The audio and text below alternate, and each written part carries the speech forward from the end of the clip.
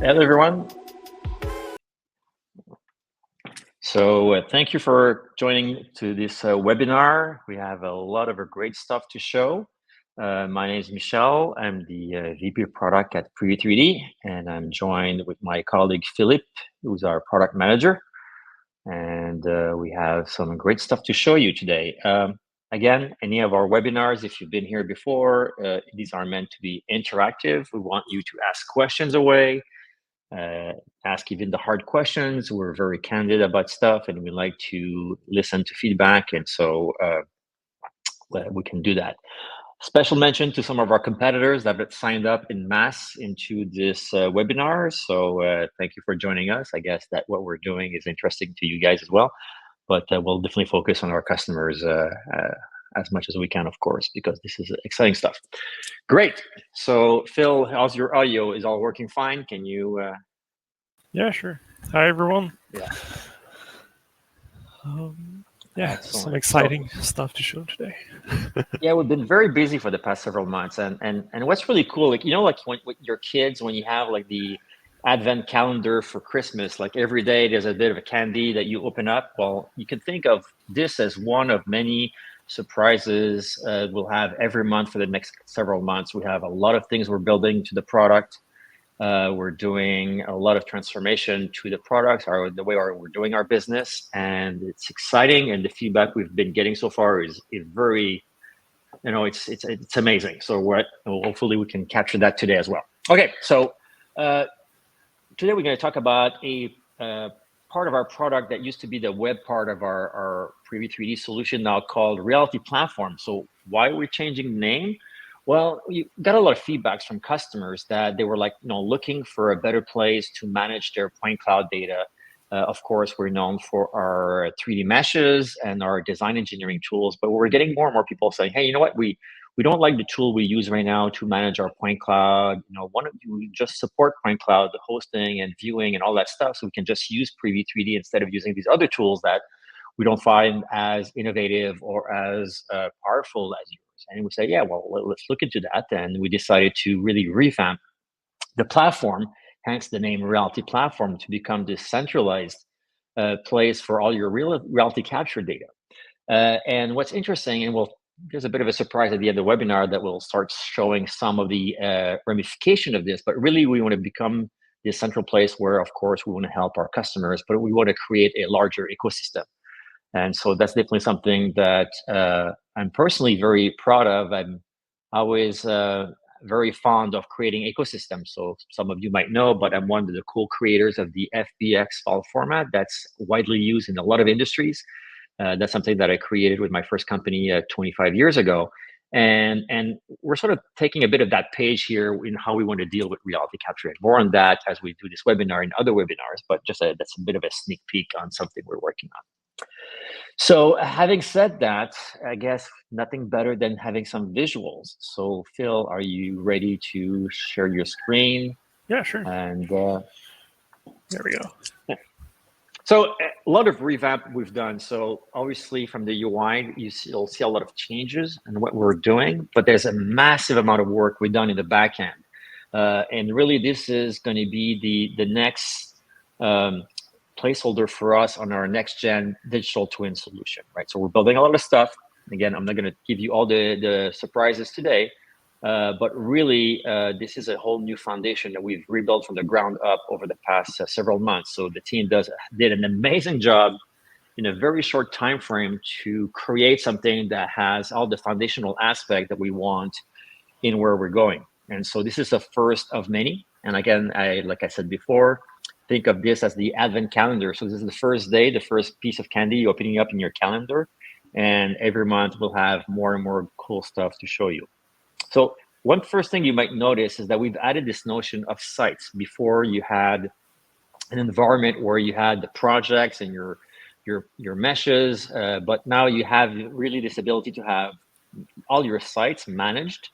And also, as Phil is showing, we can even create divisions or groups or sub-organizations. So really a lot of more control in how you can organize your different facilities, your different locations, and really handle that in a whole new way. And again, the interface has been designed to be extremely visual. Another big change is, like I said before, now with supporting point cloud hosting, you can actually go in any of these sites, and when you have, let's see if we go to one of these, anyone like this one, for example, right? Here, you see have the point cloud file, but if I go to another project, you can see that we have other type of elements like meshes and design projects. So we're going to start exposing more of this underlying data sets that are created when using Preview 3D for different use cases.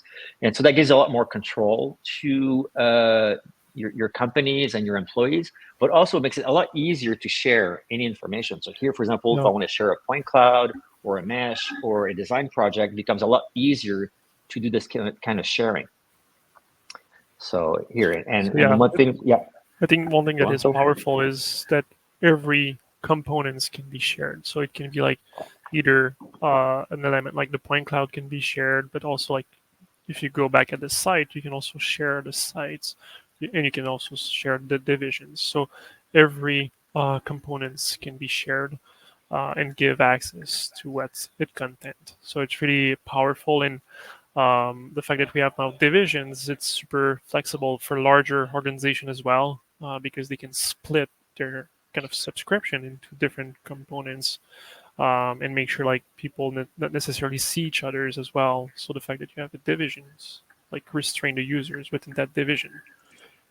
So it's super exactly smart. Yeah, and so we've done a lot of improvements in that field around advanced user permissions. I don't know if you want to show that. Like basically now you can have a lot more controls and be able to create new groups and other things like that. And really, again, it's back like we're selling to a lot of big companies, and so giving them a lot more controls on how they're managing their projects, their sites, the permissions, and everything else is really fundamental to what we've been changing to this application. So far, I haven't seen any questions from the audience. Hey, feel free to ask any questions as we go. This definitely is meant to be something where you can ask questions. Heck, even if the competitors want to ask questions, we'll answer them as well. And so definitely more than happy to answer anything you have. I guess maybe want to show maybe one of those point clouds, since this is one of the newest features. Yeah, sure.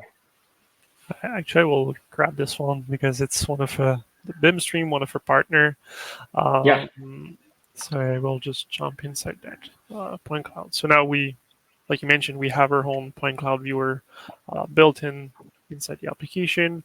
We preserve the 360 pictures for your scanners. So like you can navigate between pictures quite smoothly. And we also have the point cloud viewer where you can like navigate around and just start loading the scenes like this.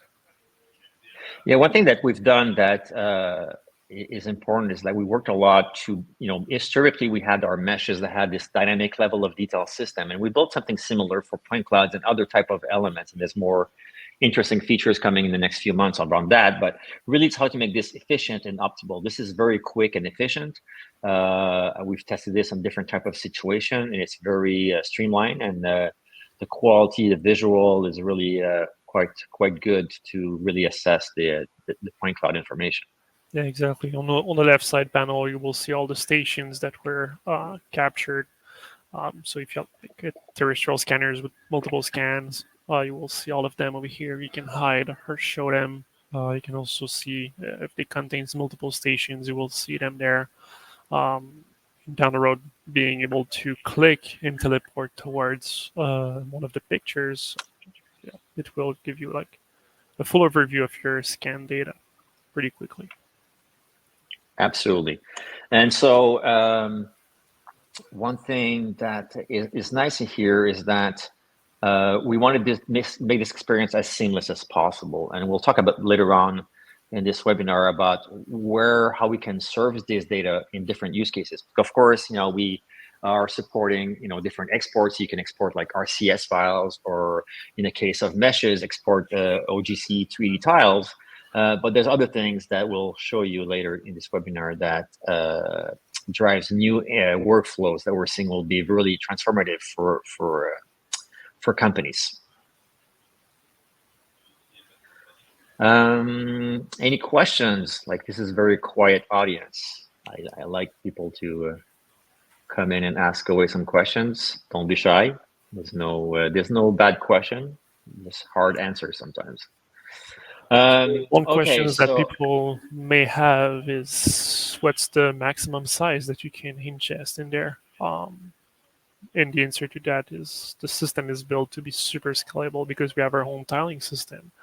yeah, So like we have tested this with like terabytes of point clouds, and it still works smoothly, like our 3D meshes as well. So exactly. So that's it's one thing to load like small point clouds, but loading complex, heavy, gigabytes, hundreds of gigabytes of data is a whole different thing. And we've really built this to be efficient on that. Maybe we jump into another few more point clouds. I think maybe the glycol one is one that is always nice to look into. That's a good example here. I think it's a 70 gig point cloud, and it doesn't take only a few seconds to load the initial view. So it's very quick on any type of computer. So a few more seconds here. It's a bigger data set. So it's a good test as well to see that it's take a few seconds, but not too bad. And actually, this point cloud, the SGC glycal was not processed with the optimal parameters yet. So Yeah, that's it's true. like not Yeah. even open with the last update we did. So it's a legacy testing project that we used. Yeah, my bad. It's part of my testing on the beta testing before the release that I I don't think process this some one data. will. Okay, no worries. One key here also is that we also have our other product, Reality Plan, and recently we've launched these what we call reality assets and how to define spatially assets. And so, what's nice here is like if you go to a specific site and you have a point cloud, it's going to be very easy for someone to create a design project. So if you go here and you click on the point cloud and you click like create design project, then we're going to create a mesh out of this environment and allows you to then leverage our meshing environment for doing design layout or other type of application. Again, this is just loading a few seconds here, almost done. There you go. And then you're able to select which area that you're going to be converting. One big change also is like we used to have a pricing model that you had a one-time fee of processing to convert to meshes. And with this new model, we've converted everything into a gigabyte model. And you have basically, as part of the subscription, you've got a lot of hosting and processing bundled into your package. And that makes it a lot easier to scale and do more processing with our system and don't have to come back to us every time to pay for more processing fees. So it's a lot more convenient that way. And the pricing has gone down as well. So basically now you're able to host and process over 50 gigs of point cloud and meshes for like $400 a year. So really a simple model that scales a lot. Here a comment. Yeah, thank you, Megan. It's great. Yeah, thanks so much. And Iman, I want to know about the app that you import 3D meshes on it. Absolutely, we can definitely show reality plan. So maybe we'll start with the web part of it. Like, let's go to the mechanical room in the design project here. And here now we're moving into a meshed environment. So it's not longer showing the point cloud, but basically we've converted the point cloud into this high quality mesh, which are typically all the way up to 95% more compressed than if you had a similar, let's say, terrestrial scanner. So if you have 100 gig point cloud scan, it's going to become a 5 to 10 gig mesh environment. And of course, with a mesh, you don't have all these little points. It looks a lot better, and you can really do really interesting things. In our case, what we've done, and that's part of our history, is that we have a lot of advanced tools for doing engineering work. So if you want to say cut out equipment and do new design layouts and so on. And what we've recently released is the ability to define spatially assets into the space, which makes it very interesting for some of the integrations that we're working on. Maybe you want to switch quickly to the desktop version just to show how we can create an asset, which will be a good. So we also have this desktop version for more of the advanced engineering work. Here, I think in this one, you already have the assets created in this one, or? Yeah, I do have some assets over here created where I can select them and consume the metadata that was attached to those assets. But I can also create new assets, which are asset definition tool, where you can like quickly define a box like this. And we also support multiple box as well. So if you have like complex object, it still work. So you can like define objects pretty easily like this, and just generate the assets. And afterward, when you select them, they become, well, actually, I do have some existing assets over here, but you can select that assets. Yeah, exactly.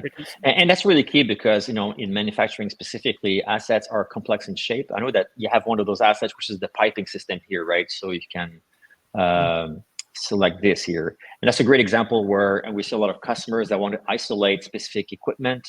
Maybe they want to do some asset inspection planning, or they're looking to just document the site, or they need to bring this data into their CAD software like Revit in order to be able to let's say, do a reverse engineering project or modify some CAD elements that are not up to date per the latest as-built conditions. And so again, that's part of some of our workflows where we're making it very seamless between these different elements.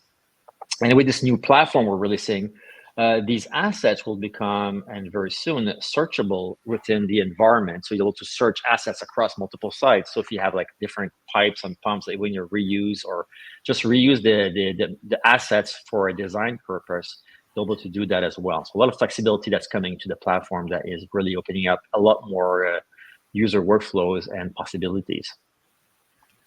Yeah, and I think one of the great thing is now that we call this reality platform, the goal is really to centralize even the things that you create on the desktop application, to be able to bring them back to the web and collaborate with all the stakeholders involved. So it's like Michel mentioned earlier, we are now a platform, not only a tool. So I think that's a big shift on our side.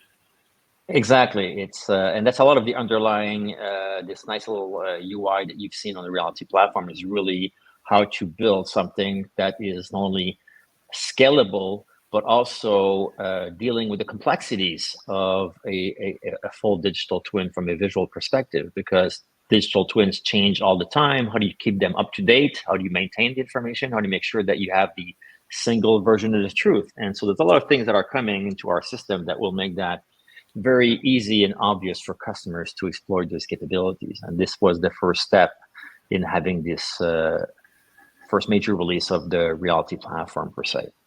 Yeah. Yeah. One thing that I would like to mention and point out over here with the notion of divisions now that we have. So like a lot of our customers have like region divisions or project divisions. It really depends. Some people will decide to have divisions based on the area or based on the project they are producing. But also it can be leveraged for EPCs customers that we have, because like now you can have a division per customer, and you know that your divisions won't see each other's. So it's a good way for EPCs to trust and like put their data over here and keep them separated one to another. Absolutely. Actually, one thing we could show, Phil, is the usage dashboard, right? Because one thing that we've been getting a lot of requests is people like, okay, I've got a lot of data, I've got terabytes of data, I want to understand where's what, right? So here, for example, we're able to see as a high-level summary, okay, how much storage am I consuming, how much processing that I've done, and how much data I've streamed as part of my subscription package. But really is understanding, okay, well, I have all these projects. How do I understand which projects are consuming how much data or storage or processing? So a lot more, details on the reporting on usage consumption with different options on our subscription packaging. And that's, again, requests for customers to better understand that, see by divisions and other things like that, to really, again, helping the customers at the enterprise level to better grasp all the data they're managing. So, simple things that, they look very nice and beautiful like this, but a lot of complexity behind to make sure that we provide the right type of reporting on data usage for our customers. As you were moving the cursor around the Reality platform and Reality plan, two other changes we're doing. So for Reality platform, there's actually no cost on a per user basis. So you basically pay your hosting subscription that includes streaming capacity. and you can have as many users on RealityPlatform. So there's no limit on the number of users you want to have. So that's really one key part. And for Reality Plan, we still have this on a per user license perspective, but now we have just released a fully floating license system. So before you had to manually manage the licenses to assign and unassign licenses, which kind of work for smaller projects, but as we were scaling bigger organization, became more and more a challenge. And now it's a full floating system. So you just connect if you have the permissions to use a Reality Plan, you just log in, start using the product, and it works like magic. So it's very transparent and very seamless for our customers. So a lot of these details that are putting into the system that helps grow and build for scale in both how much data we can manage, how efficient we make this for our customers, but also making it easy for customers to deploy and expand the usage of our product.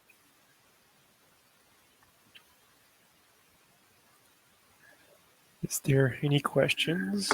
Yeah, people are pretty shy today. I usually expect a lot more questions, but hey, I guess people are just like floored and they don't know what to say. I think we have one extra surprise for today that wasn't announced, but I think it's cool to have these surprises. So we've talked about how we want this to become the centralized repo for all your reality capture data, and of course, in different processes, you need to access, your point cloud, or you want to access our meshes or our new reality assets. And traditionally, you would have to, export a file and then download that and upload into your other software, and then that would be very cumbersome and heavy. And we know that a lot of products like Revit and others, they're not that great in handling large amount of point clouds or meshes. They're getting better, but it's still very painful.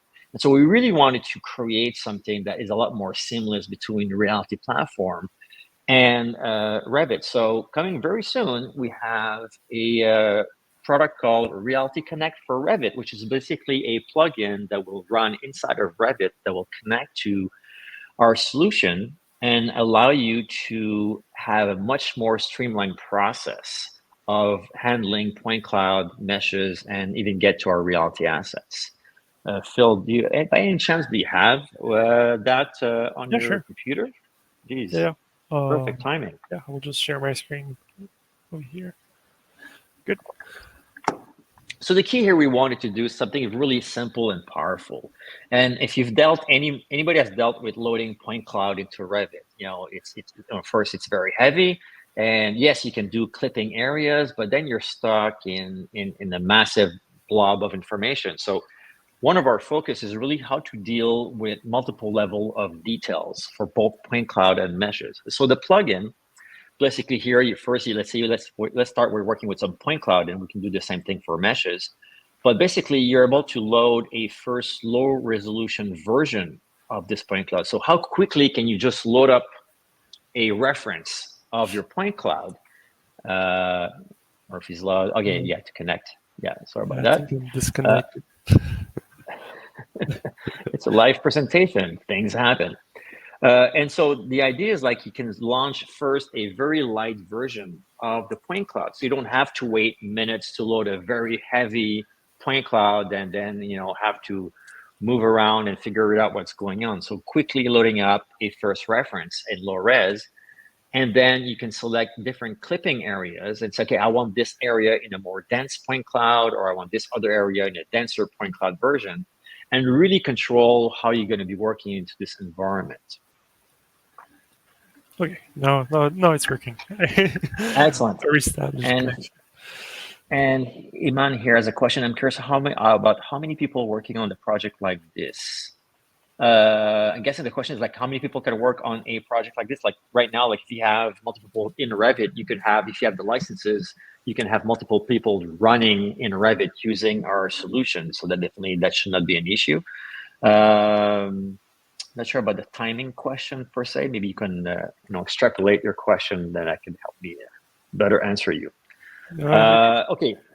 If I understand, well, it really depends on the projects. It really depends. Like some people will store their point clouds in their data like the reality capture data forever on their platform, and that's kind of the goal, to centralize everything in one place.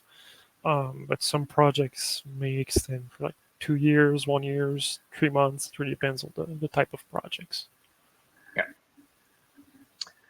Okay, we're back here. So here we're going to start very quickly with a low-res version of the point cloud. So in a few seconds, boom, we're going to have a low-res version of this point cloud. But already you can navigate a lot more quickly because it's a lightweight version. But then we can decide, okay, there's one specific area that we want to have a higher density. So we do basically various degrees of resampling capabilities on the point cloud, so you can have full control on how dense this point cloud is, and so give you a lot more control on the details depending on the type of work you're doing in Revit. So here we're going to create a higher density section on this specific element.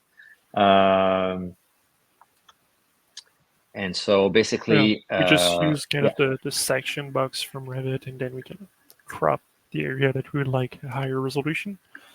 So it's quite efficient. So typically people will load the full site to get an overview and just pick the area that they would like with a higher resolution.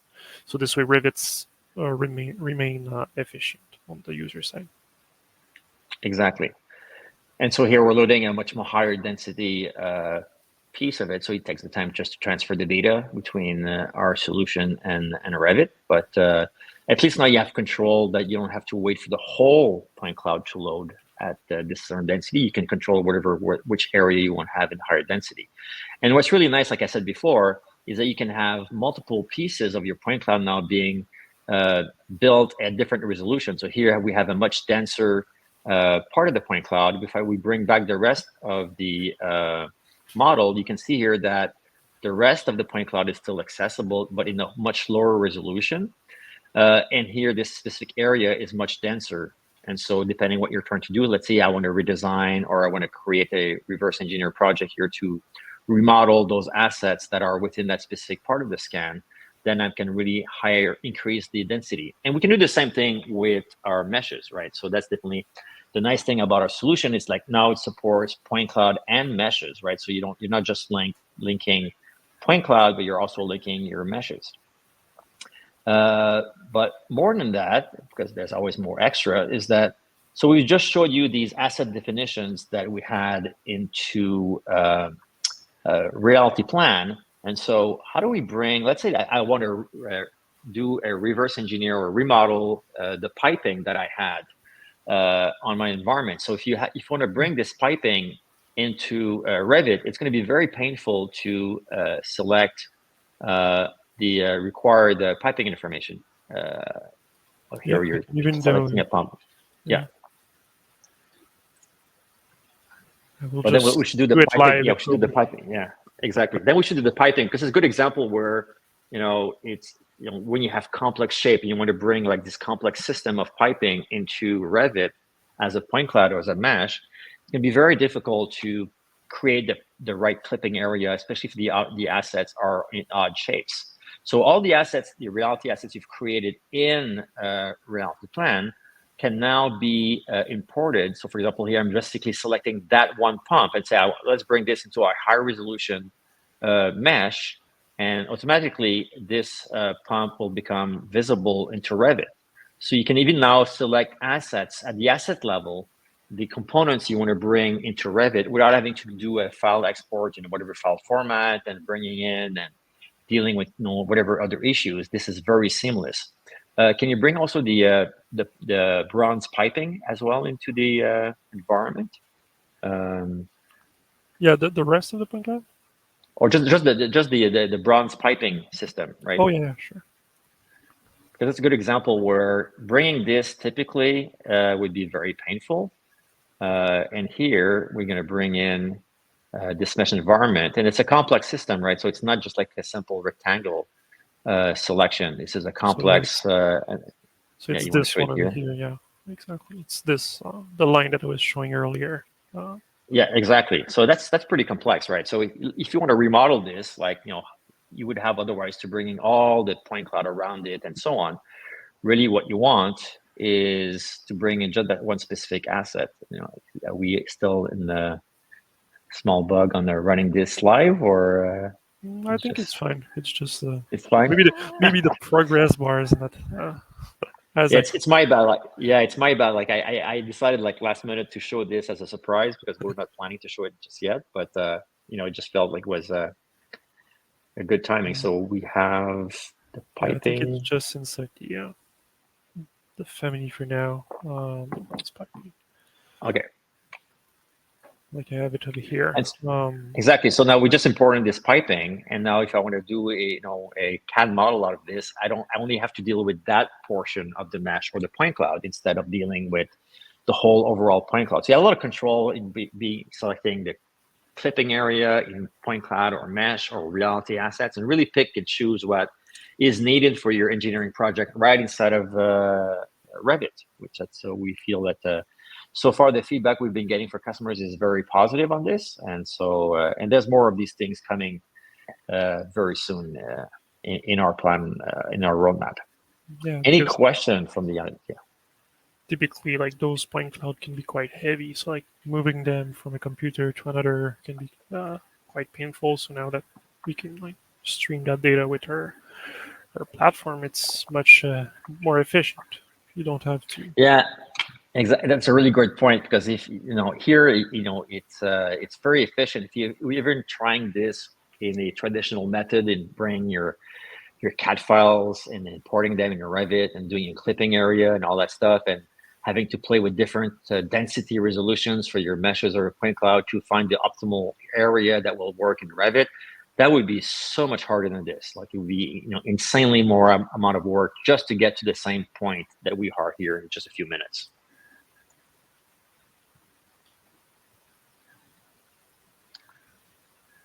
So yeah, I think that's pretty much what we wanted to show today. It's any last questions from the audience?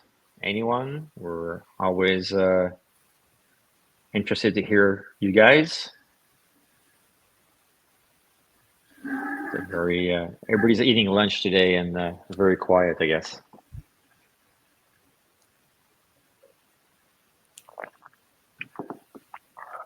One last minute, last chance.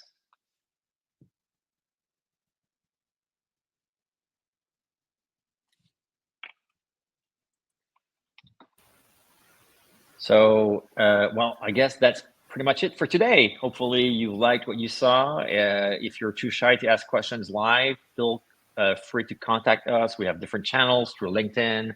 Also, you can go to our website. We just revamped our website today with all this new information. So check it out.